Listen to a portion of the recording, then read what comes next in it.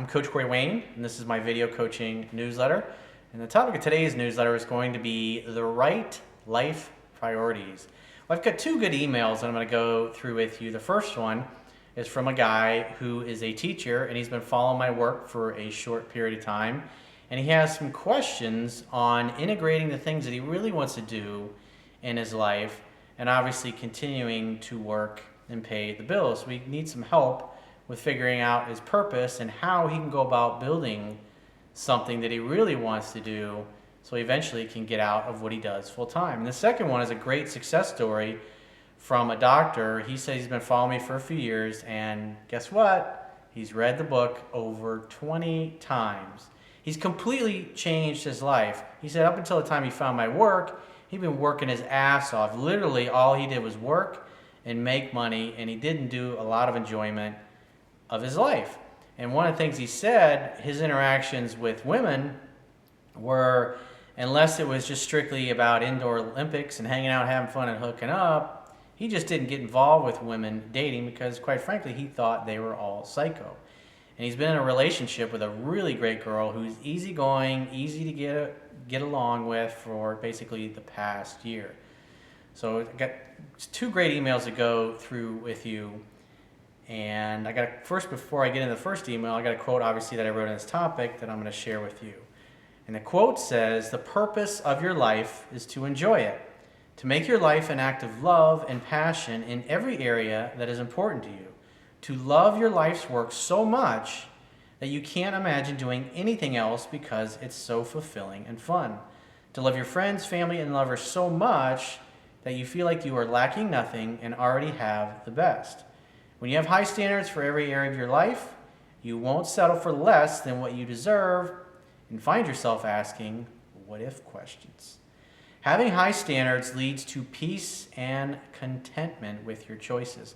And when we get to the second email, you're going to see the guy has really done a great job of setting up his life the way he wants it.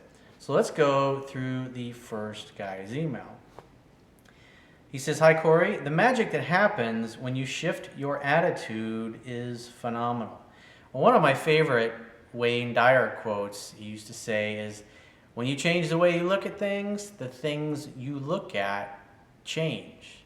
And when you think about the phrasing of that, the things you literally look at change. In other words, your brain focuses on things that once before it never considered, or maybe didn't consider very much. He says, "Since getting dumped 1 month ago, I've studied your material, and my attitude shift, which kicked in 3 weeks after getting dumped, seemed to bring the women out of the woodwork. I met a gorgeous German girl on a mountain here in Quito and hooked up for 2 days. I did the, hey, this conversation looks like it will take some time. Let's meet up for some coffee tomorrow." It's just going about your daily life and living it and enjoying it with your friends, your family, not making women something that you're trying to accomplish or achieve or conquer. It's just something as a side effect or a side benefit to being really happy and really enjoying your life. Because when you're happy, you're content, your life is full of friends and family, women can sense it. They can pick up on that vibe. Because think about it, people who are happy, who are kicking ass in life, they tend to take better care of themselves, they tend to get more sleep, they tend to look better, they tend to feel better, they tend to have a positive, optimistic outlook on life, and things just seem to kind of fall into place because they're taking action and they're doing the little things. And women can pick up on that. Guys that are struggling, they're not happy in their careers, they're not happy in their lives, including their personal lives, it's written all over your face. It's in your vibe. It's in your conversations. And when you converse with them, if you're not very happy with yourself or your life, they're going to pick up on it. And they're not going to feel attracted, even though maybe initially they may have thought you were cute and handsome enough to where, it's kind of cute. I'd go out with them. But it's all about the vibe. When you're happy and you're successful and you feel good, everybody notices that. That's why we all love to be around people who are happy, people that make us laugh, people that make us feel good, people that look us in the eye and actually take an authentic interest I mean, think about it. When was the last time you personally met a random stranger and they really took a sincere interest in you versus just having that bullshit kind of talk that we have when you're in the grocery store checkout line? Hey, how are you? I'm doing good. How are you? I'm doing good. Great, great. Nobody really means any of that shit. It's like we all say the same things when we get into those conversations. But when typically a lot of times when somebody says, how are you? I go, I'm fucking awesome. I'm having a great day. I'll say things like that. And I usually chuckle and they'll laugh because 99.99% of the people, they're just like, how are you? And they go, oh, good. They don't really have much to say because there's not much going on that they're excited and thrilled about. That's why it's so important and beneficial to have a goal, to have a purpose, to have something that you're trying to create in your life that makes you happy, that makes you proud. So back to this girl, she says, I'm flying out tomorrow, but I will change the flight, she said. And he says to himself, score. I mean, think about that. If she didn't like the guy, she was, oh, sorry, I'm flying out tomorrow. Maybe next time. But instead, she's like, you know what? I'll change the flight. She felt a connection. I invited a local girl I was dating over for dinner, and yes, she said, but you have to cook. No equals we equals nosotros, because he's talking a little Spanish. She kept pushing, but I didn't budge. She's on chopping vegetable duty, which she's agreed to. All kinds of other girls I know on Facebook started coming out of the woodwork too. And for those of you that have read my book, and for those of you that haven't, go to Amazon right now. You can download the audiobook for free with a free trial. But it's not all about focusing on what you do or interact with women. It's really about you. It's about putting yourself into a mindset, into a vibration where you're focused on creating a great life for yourself that pleases you, that makes you happy. And when you have a life that's pleasing and appealing to you, obviously women are going to notice that. They can pick up on that. They want to join your fun bus, if you will.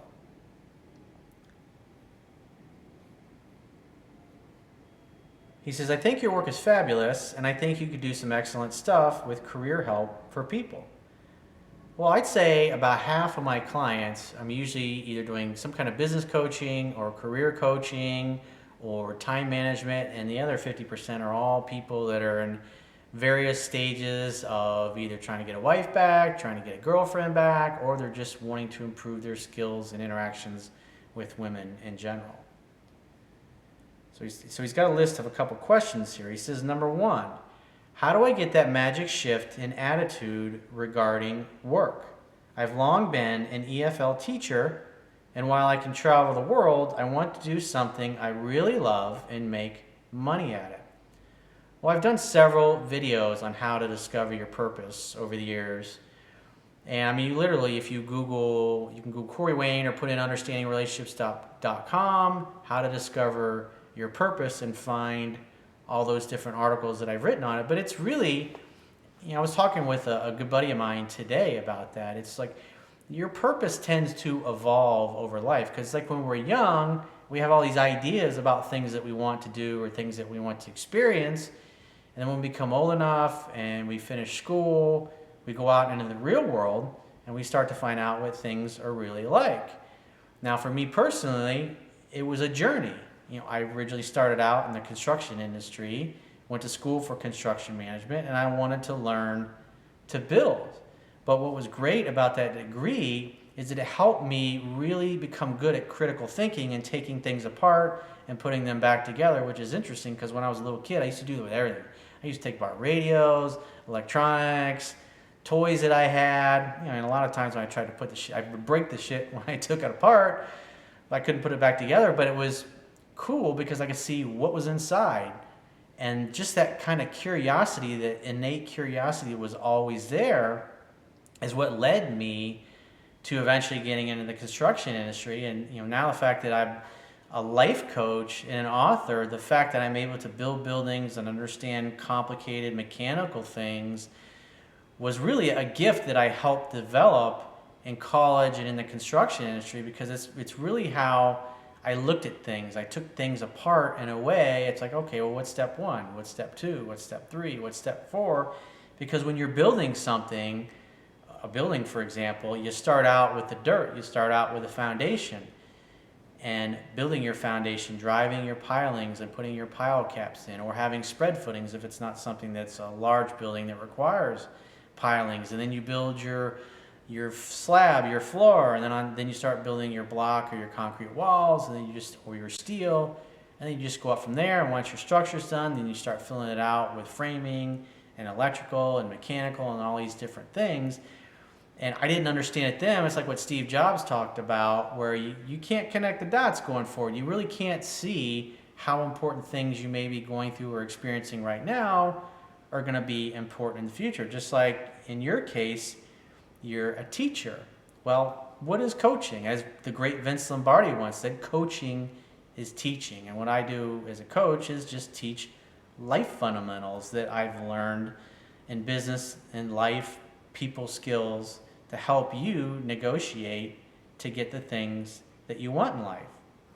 And so obviously the fact that you like to learn knowledge and you like to apply things and you become good at it, and then you go out and teach it, is something that obviously is innate to you, and it's a good gift to have in anything that you want to do in the future. And probably we won't really see how it connects until maybe 20 or 30 years from now, when you're kind of looking back on your life. Like when I look back on my life now to everything I started when I was 18, 19, 20 years old, it's like everything makes total sense. I mean, I was preparing to be a coach when I was a teenager just because I was really interested in self-help and different spiritual traditions, trying to understand the world and figure out what my place was in it and how to get from where I was to where I wanted to be. So back to so he says, in order of the things that he wants to do, he says number one is drawing. And he sent some of his drawings in his email. And dude, your drawing is really fucking good. And you definitely have a talent there. So, I mean, if you look at anything in life, one thing I do with a lot of people, and eventually in the next few years I'm going to write a book on marketing and business, because all of us are in business of marketing ourselves, whether we want to admit it or not. We're all in business to market our gifts, our skills, and our talents to other people, whether in our personal lives or people that we want to be friends with or potential clients. It's just, my assistant posted a quote from Einstein recently. It said, focus on becoming, instead of focusing on becoming a successful person, focus instead on becoming a person of value.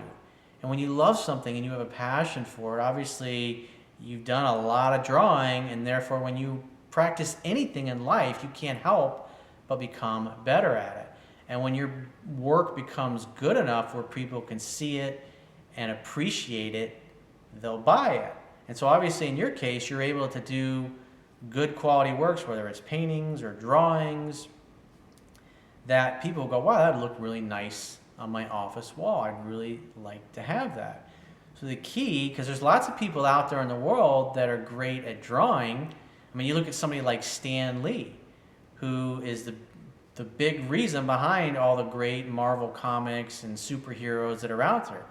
The guy loved drawing as a kid, and he just did it relentlessly because it came naturally to him. It was something that he was just naturally drawn to, and the more he did it, the better he got at it. And eventually, that led him into a lifelong career, and now all of us get to enjoy those characters in the movies that he's created over the last 50 plus years that he's been doing that. He became really great at marketing his talents, and the way he did it was he obviously went to work for Marvel and make those kinds. In other words, he got paid for doing something that he loved. Now, one of the things he says now, looking back, is, you know what, I wish I would have done a better job of being able to get a piece of it, because for the most part, he was an employee and he designed all these great things for this company, but he gets cameos and I don't know how much he makes, but the lesson to learn from that is if he would have been able to get ownership, or maybe would have been a better negotiator, he would probably tell you this, if he'd have been a better negotiator and been a better business person early on in life, he wouldn't have been just an employee. He would have got a cut of the action. And one of my friends that I met with today, he made several tens of millions of dollars when he was young working for somebody else because he was smart enough going in the door to negotiate to get ownership. He wasn't so much concerned about his salary as he was getting stock options. And when he left the company after 5 years, he was a multi-millionaire, and he's set for life now. And he just does things that he loved. A lot of the people that he worked with didn't get those kinds of deals. He was the very last one that got that kind of deal, and all the people that came after him didn't. And they were all basically salaried people. Doesn't mean that there were lots of people there that were way smarter than him, that had more experience and more talent, and even got paid more money, but he was the one that negotiated to get the stock options, because if they weren't going to give him the stock options, he wasn't going to go work for them. He would have gone and worked for some other company. All about how you negotiate for yourself. So he was able to set himself up in his, by mid-30s, he's set for life. That's a fucking huge victory. But it's like that little difference, that little knowledge that he gained from meeting with a guy who was older and experienced and sat down and gave him that for him. I talked about it in a video I did several years ago. It was from 0 to 40 million in under 5 years. If you're curious about it, you can Google that. Just put in understandingrelationships.com, how to go from 0 to 40 million in under 5 years.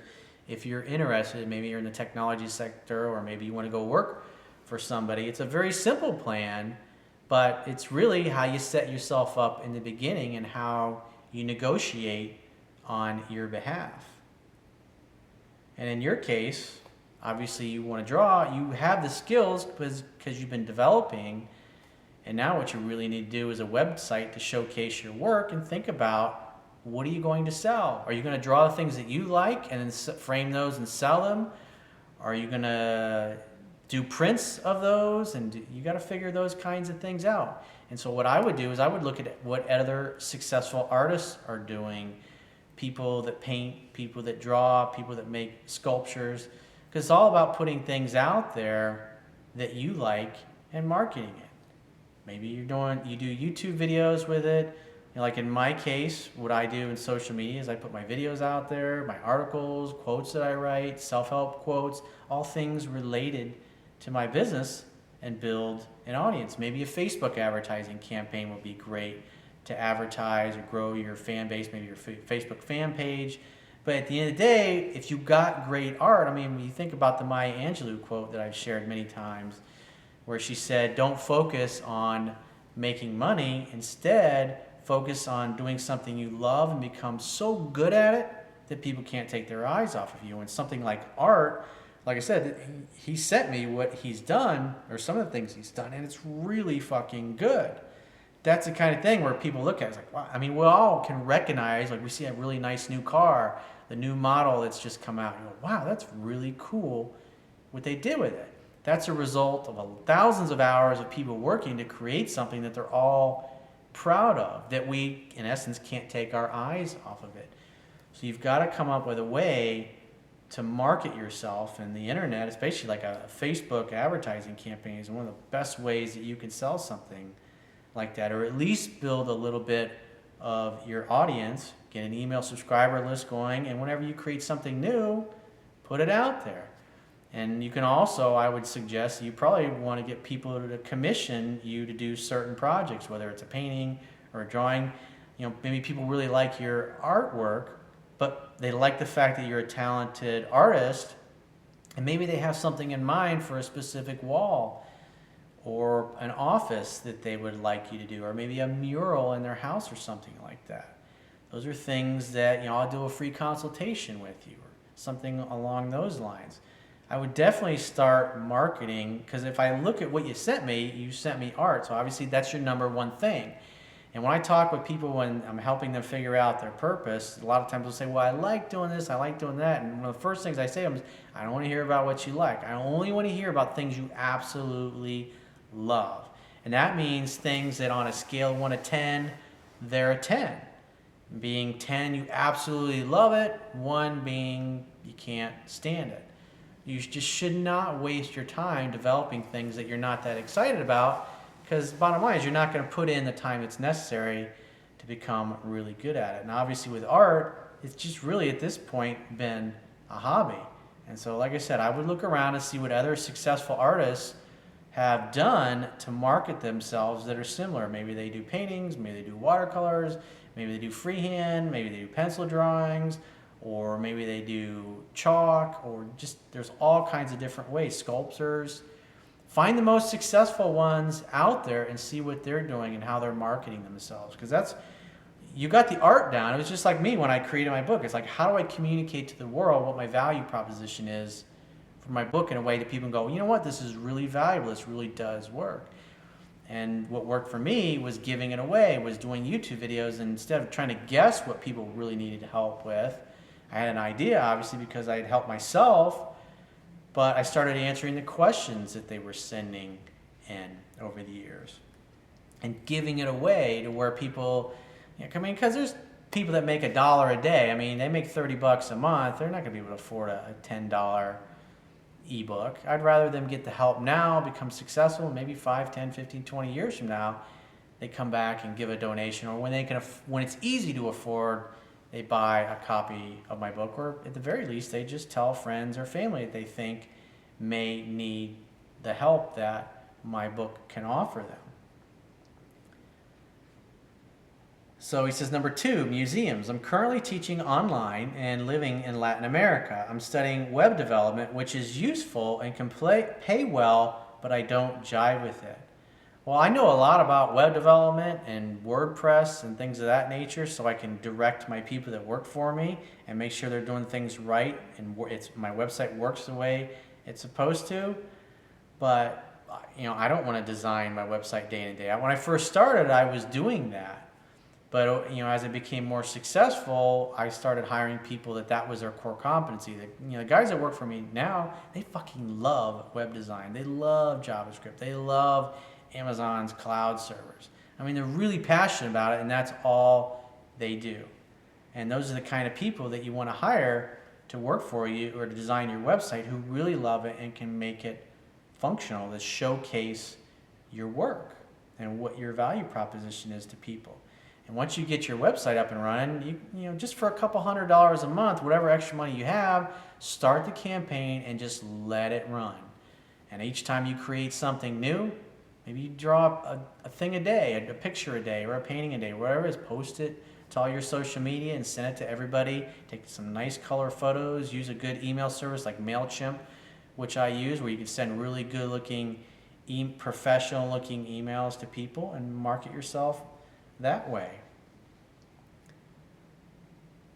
But understanding web design and understanding how the internet works, especially anybody that's in business or career, that's really an essential basic skill that you're going to need, especially if you're going to hire people or you're going to be in business, or at the very least marketing yourself and your brand. Maybe someday right now you're working for somebody else, but maybe someday you'd like to work as a consultant. Well, if you're going to work as a consultant someday, you've got to be able to market yourself successfully.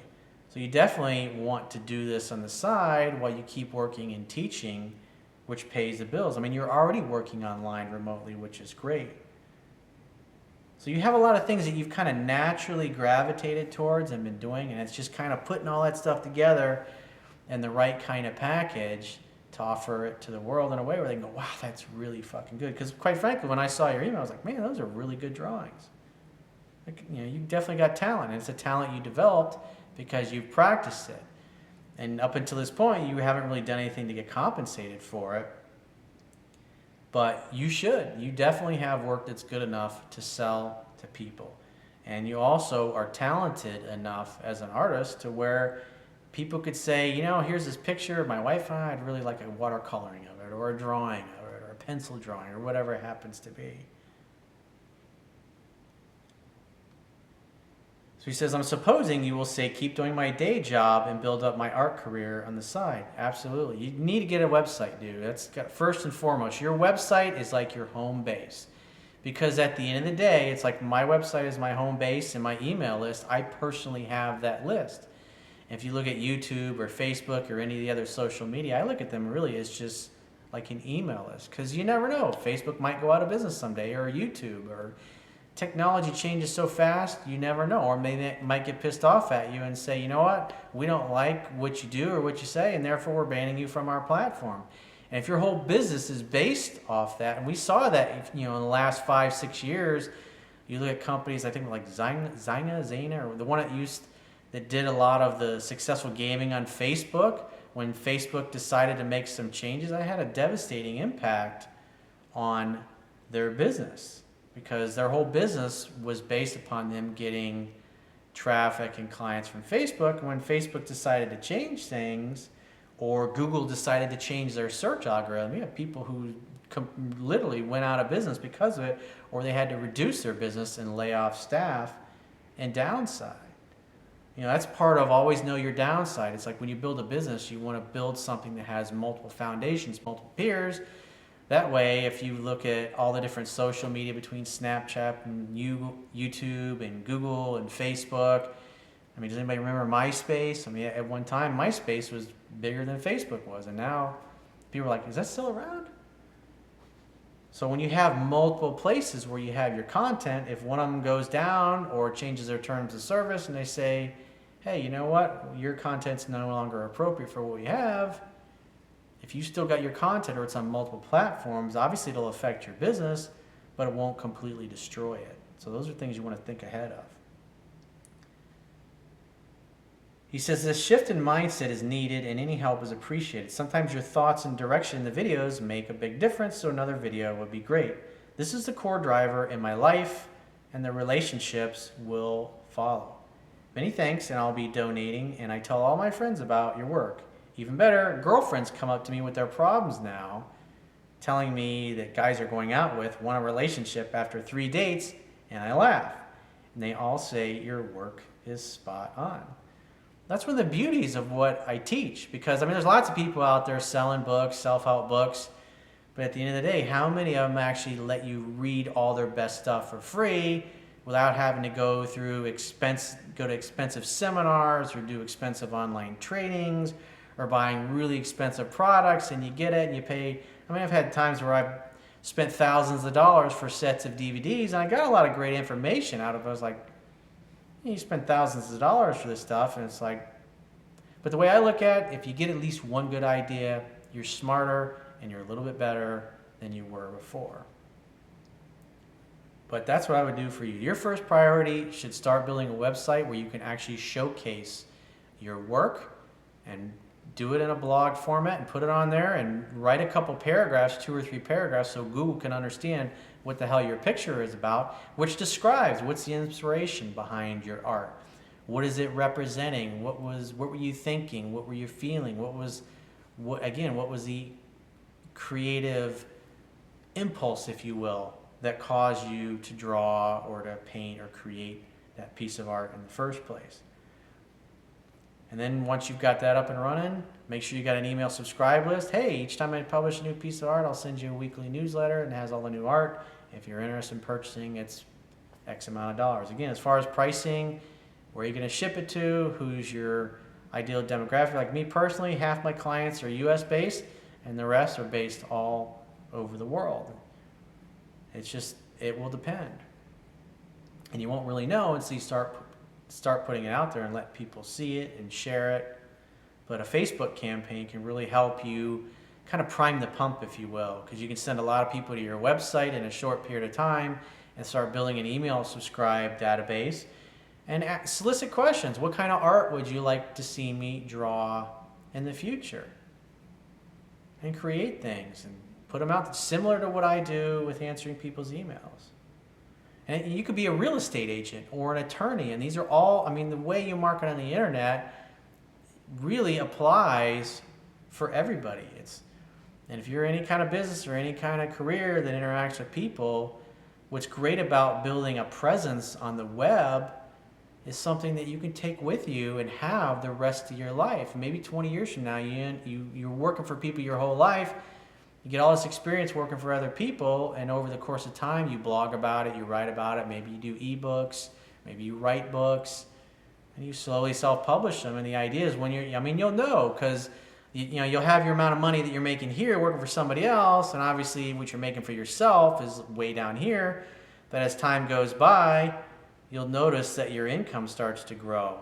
And then eventually, as it gets close to where it's about even, where basically if you went full-time with your part-time business on the side, eventually you'll be able to step away from your job, or maybe go part-time in who you're working for and spend more time in your business, until eventually you're able to completely replace it. And the beauty of once you build an audience of people that consume your content, or consume your real estate tips, or your tips on being a lawyer, or just loving the things that you paint, or that you draw, or that you build, or if you're a landscaper, showing people pictures or video of what you did to make the front of their house look awesome. Maybe you stage houses so they sell. You can make videos of just about anything and put them up there. And people, if you've got a local business, like say you're a lawn service person or a realtor in a local area, you can target advertising specifically in a city and even zip codes that are where your potential customers have to be. So those people that are on Facebook that are in your area, potentially, you can send them to your art gallery or your landscape business, whatever it happens to be. Everybody should have something on the internet. It's something that you build on the side, because again, it gives you the freedom down, especially if you do it. You don't have to put tons of time into it. But over the course of the years, this summer will be 6 years now that I've been doing YouTube videos. And what's beautiful, it's like once you reach a certain market penetration, you just tend to kind of dominate, and your subscriber list and your audience just continues to grow exponentially along with your sales. And you don't really have to work any harder than you used to. Like in my case, I'm doing fewer videos now than I used to, which obviously you've noticed. I've got a library of over 2,000 videos now at this point, and over 1,000 plus articles on my website. So I have a tremendous amount of content out there, and that enables me to spend more time working with clients one-on-one and working on other books and other products to help people. So let's go through the second guy's email and see what he's done to completely transform and change his life for the better. He says, Corey, I do not have a question. I just want to thank you. I don't know how you reverse engineered and figured out the fundamentals of life and relationships, but you surely did it. Lots of fucking trial and error, lots of studying, lots of learning, lots of reading. And also having lots of time to myself. Instead of sitting at home on the weekends watching TV, and I started this like in the late 90s. I just was not watching sitcoms and things of that nature. They were just boring and unappealing. I was more jazzed about reading a book on self-help, or a book on business, or a book on entrepreneurship, or marketing, or a book on history, or politics, or women, or whatever it happened to be, or spiritual books. Anything that would feed my mind with new information that could give me skills, could give me talents, or an insight, or a way of looking at the world that the average person just would not want to spend the time doing. Because we all have 24 hours in a day, but it's how you spend it. The average person, they work 9 to 5, and they come home at the end of the night, and they maybe catch 5-10 minutes of the evening news. They turn their favorite sitcoms, and they kind of veg out and space out.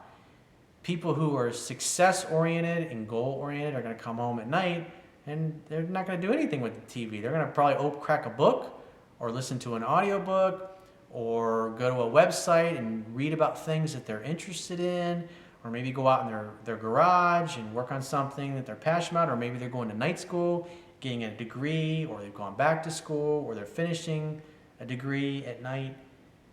Make your time productive. Don't just sit there and waste it every night when you come home watching a bunch of bullshit sitcoms that are filling your head full of nonsensical ways that the world works.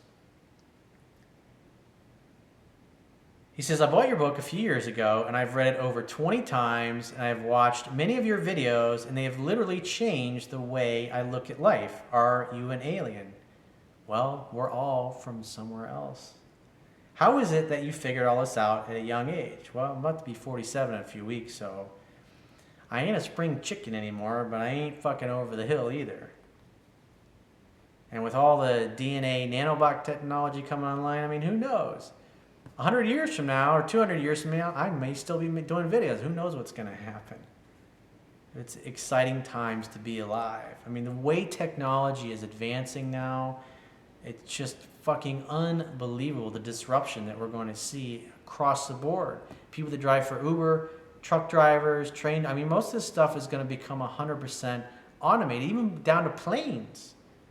Who knows? Commercial flight may be something that is a thing of the past, and you have this transit system that'll come pick you up like a taxi, land like a hovercraft in your front yard, you hop on it, and wish you across the city to somewhere else where you want to be. It's like, who knows what people are going to dream up. He says there is a rightness to it that cannot be denied. Well, everything that I teach is based on things that I've learned, spiritual truths that I've learned.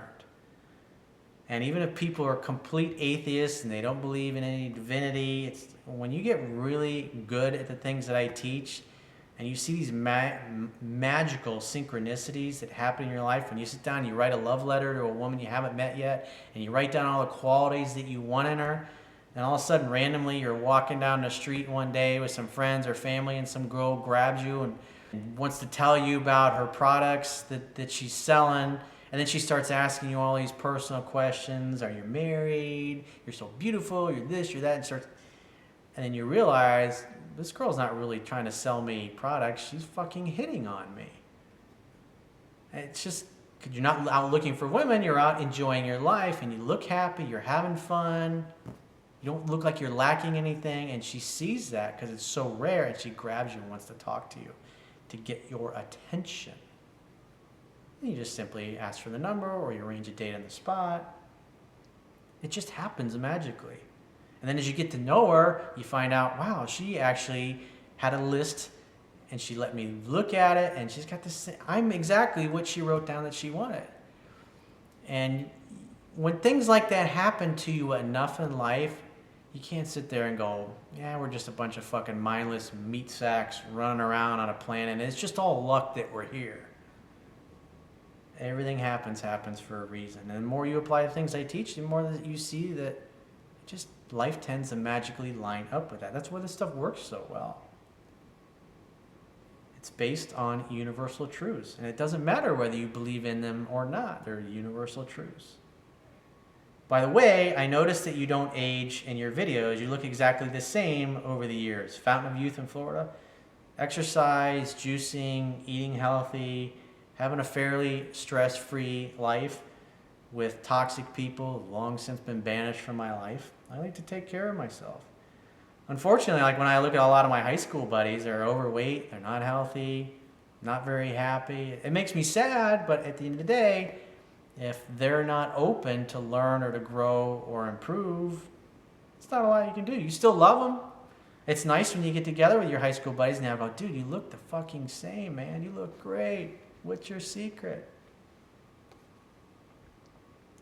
I'm a 50-year-old, normal, healthy man and a successful physician in private practice in New York. I made a lot of money, but honestly, I was not happy. All I did was work, eat, sleep, get ready for the next day, and then work again. What you'll notice is the more you interact with really uber wealthy people, a lot of them are fucking miserable. They get up every day and they have all this nice stuff, but they hate their lives. And a lot of times they're going, is this all there is? I've made millions of dollars literally, but I felt like I was on a hamster wheel. I kept pushing myself in my business. I would get more successful, but would become more miserable. It made no sense to me. Millions of people over the years I've had that experience. Now I was in my late 20s, early 30s, and I looked around at my life and all the goals that I had when I was a teenager. I'm like, I've achieved them all. What do you do when you're 30, 31 years old and you've achieved all your goals? You contemplate new ones. And it's like, what do you do? Like a lot of the guys that went to the moon, they were part of the moon program in the 1960s. It's like in the moon program, you got cancer. It's like, I mean, how do you fucking top going to the moon?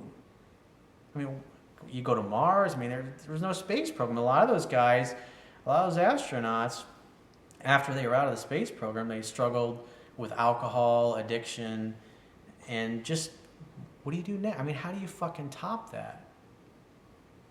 That's the whole, it's great when you have time to contemplate on those things. What do I really want? And what I loved, and my favorite quotes, and it's one of the ones I put on my Instagrams from Coach Jimmy Johnson, what he said in his documentary, A Football Life, which I highly recommend. That's a great video series. If you want to see a lot of great, successful people, athletes, coaches, executives from the NFL, and these are people that have played and lived and succeeded at the highest level. There's so many great nuggets of wisdom in there.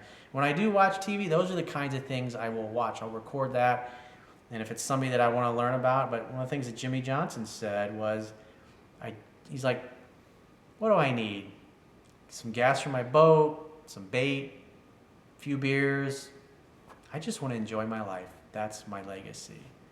That really had an impact on me. I was like, that's my focus in life. I want to enjoy my life. And everything I do is set up to help make my life more fun to enjoy. Like, I just had family here this whole past week with me, and because I get to schedule my life the way I want, I got to spend time with them. Something that I couldn't have done 10, 15 years ago because I was so busy.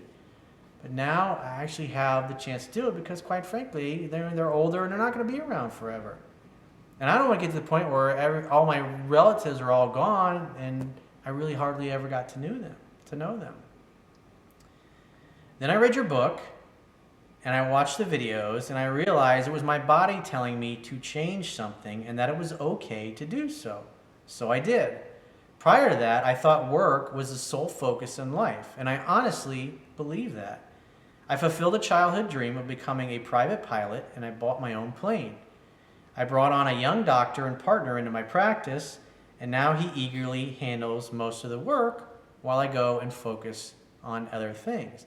And so you look at somebody like this young doctor. He's got the skills, he's got the eagerness, he's ready to get out there and kick ass, but what does he not have? He doesn't have clients. And so you look at the perfect marriage. This guy spent his whole life building his business, and now he can hire somebody, so this doctor doesn't have to go out and figure out how to market himself. And he's now a partner with somebody who's already a really great, successful marketer, and that enables him to step away from his business. Just like in the early days, the web design, all that stuff, a lot of it, I did it myself. You know, all the articles that I have, my assistant writes all those up. The Instagrams, my assistant does all those things. Scheduling the appointments for any of those of you that have done phone scheduling or phone coaching with me or are going to in the future, that's all handled by my assistant. So that enables me in my business to focus on the things I really love and really enjoy, which is working with people one-on-one, and obviously making these videos and writing things and creating other type of self-help products that'll be useful for people.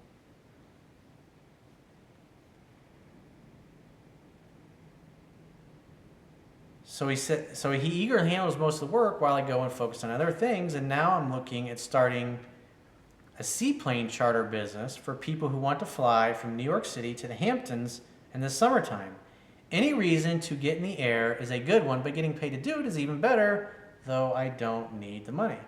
Here's a guy, always wanted to be a pilot, something he's passionate about, went, learned, and now he's doing it, and the wheels are turning. His business mind is turning. I got my physician's practice kind of on autopilot. Who knows, maybe 10, 15 years, this guy will have a booming airline, and he just flies occasionally for fun, and he'll have, who knows, a handful, a dozen pilots or whatever that fly him and his planes around. And that's how things come to you. Like, I remember when I was in real estate, and my whole dream had been, since I was a teenager, was to buy, fix, and sell single-family homes for a profit. But it's like, once I got into the industry and became good at that, I had to learn. It's like, well, how do I get my buyers financed? And how do I go about finding the buyers to sell my properties instead of relying on other people? How do I go about finding these other deals that are out there? As I started to learn the industry, and we became good at selling the properties that we had, the fixer-upper properties. I looked at it, I started thinking, well, there's an opportunity there. We already have the mortgage company, we already have the licensing. Why not, instead of just selling our foreclosure properties, why don't we just sell regular real estate and do mortgages on them, since we already have the mortgage license that we were providing private mortgages for our investment loans, our hard equity money that we were doing. It was just because I was in the business and I saw another opportunity that was kind of like a parallel side business, if you will. And I started that, and that grew way beyond what our fixer-upper business was, because there was only maybe 10, 15 properties a month available, like in Orlando, that we could flip, and there was a decent enough profit margin in it to make it worthwhile for us to find it and then flip it to somebody else, and it would be worthwhile to them because there was a decent enough profit margin. But obviously when we started doing general real estate and mortgages, opened us up to potentially millions of potential clients. It increased that demographic. It was just another way to diversify the business. And these are the kinds of things, as a business person, as an entrepreneur, that just evolve as you become better and you have more skills. You see opportunities out there where you can do other things, have other products or other services that complement your business. That's why you see a lot of people that go into the lawn service business, and they end up doing landscaping and sprinkler repairs and things. That's just other ways, and there's obviously a lot more money in doing landscaping and sprinkler repairs and things of that nature, as opposed to just going out and cutting people's lawn. But that's just the natural evolution of focusing on something that you love. You just see other opportunities. Wow, there's an underserviced need here that people could really use, and I've got the skills, I've already got the business. Here's another way to monetize it. He says, another thing is, while I have never really had problems with women that many of your clients do, I just figured all women were psycho, so I cut them out of my life for anything other than the indoor Olympics, as you put it. But after reading your book, I use your methods to filter them and be more selective, and damn if it didn't work. You are a genius. Well, it's like what Einstein said. I have no special gift or talent. I'm just passionately curious. That's all it really was. I was curious, and I was willing to explore that curiosity and admit to myself that there obviously were things I didn't know. There was a knowledge gap I didn't have.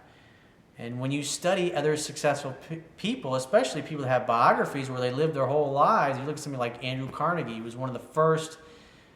He was at his time, his generation, he was the richest man in the world. He was one of the first people to write an actual autobiography. And the reason why he never did it was like, who's going to want to read about my life? But it became a raging success, and even this day, over 100 years after the guy passed away, or almost 100 years since he passed away, it's a fantastic read, because you can see how he started out, earning a nickel here, a dime there, and you can see following through his career, that's a great autobiography. It's only available in paperback, but you can see how, and he explains, like, as he started out in the telegraph business, and then he migrated over into the railroad business, and then he got in the railroad business, and then he started getting into building bridges and structural steel. And because a lot of the people that were building bridges that day that were made out of metal, the weight of the metal was heavier than the bridge could hold, and you had a lot of bridges that were collapsing when trains would go over them. And so he saw an opportunity, and they would only take on projects where they knew they could build the bridge the way they wanted it and with the kind of steel and engineering that they wanted. And because he did a really great job of it and his bridges didn't collapse, he got more business that he can handle. And it snowballed eventually. He got into steel, and it's just like I was talking about in real estate. That's why it's great to read biographies of those people, because you can kind of see their whole life in a matter of 8, 10, 12 hours. You can read and you can learn on it and see how they did it instead of going out and reinventing the wheel. When you read those things, then you start kind of focusing your brain and your own life and looking for those same kinds of opportunities. He says, I've had several truly loving relationships. I'm seeing a woman now that I absolutely adore and who reciprocates. She's genuine, and so am I. No work, no pressure, just the enjoyment of each other. Life simply could not get any better now. He knew what to look for because of what he learned from me, all the trial and error. And it's like literally, I think the audiobook's like 7.5 hours. So literally you can absorb my lifetime of struggles and successes and victories and how I went from where I was to where I am now. And you don't have to go through the decades of figuring it out and the trial and error. Literally, in a matter of hours, weeks, and months, you can replicate the same kind of success that took me decades to make. And at the end of the day, when you think about our lives and how short they are, when you study other people that have succeeded, you gain their knowledge without having to go through all those things. And that makes you more efficient in your own life, and you can build upon the success of other people. He says, you give meaning to the word coach. Thank you for all you do and how well you articulate it, Coach. All the best, Bob. Obviously, Bob's not his real name. But I appreciate that. I'm honored. And it's like, I read things like that. It's like, it makes it all worthwhile. It makes it all worthwhile, all the bullshit that I put up with on social media and the negative comments and the negative things that people say. Because when you do things and you put it out there in the internet, you're going to have plenty of people that show up and tell you how great you are, but you're also going to have plenty of people that show up and tell you how bad you suck ass. And at the end of the day, the more successful you become, the more you get people that are your raging fans, but also the more you're going to get attention from people that want to tell you how badly you suck, which is really 99% of the time they're just projecting what they feel inside about themselves onto you anyways, as a way to disassociate from the fact that they suck and they haven't been able to do it. But when they label you with a label that in essence delegitimizes you in their own eyes, if you will, that makes them feel better about their shitty lives. So don't take shit from other people and don't take it personally, because at the end of the day, no one will ever do or say anything to you that isn't a direct reflection of how they feel about themselves in a moment. And if you'd like to get my help personally, whether it's phone coaching or Skype audio coaching, go to my website, click the products tab at the top of your screen on any page, and book a session, and we will be talking to you soon.